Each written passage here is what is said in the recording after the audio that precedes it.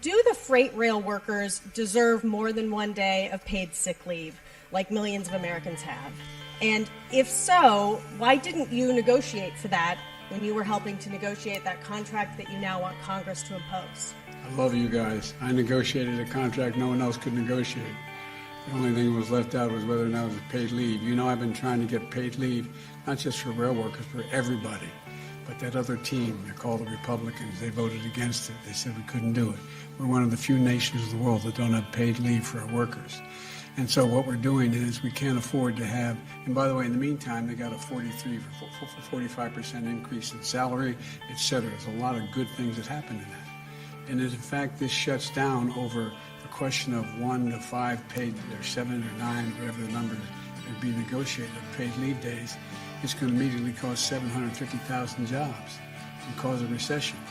And so what I've made it really clear is that what was negotiated was so much better than anything they ever had, that it's worth, and they all signed on to it, by the way. There are only 4 unions out of the 13 or 14 that didn't agree.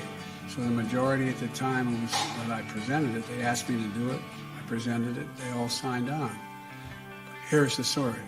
It doesn't mean because we are going to pass this, God willing, by Friday, by the time, by the weekend, that I'm going to back off of paid leave. I made it really clear I'm going to continue to fight for paid leave for not only rail workers, but for all American workers. I imagine it may surprise some of our European friends that there's no paid leave in the United States of America. We're one of the few major countries in the world that don't have it. It's about time. And so that's the context in which this all took place.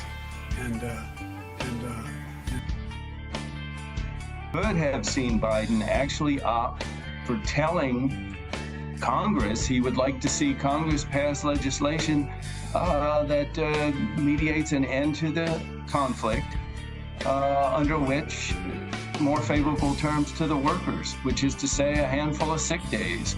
And that's what this has come down to. Railroad workers traditionally have had no sick time.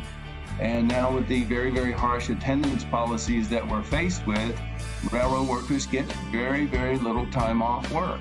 This all comes as profits soar for the freight rail industry, which has reduced the rail workforce by 30% over the last 6 years.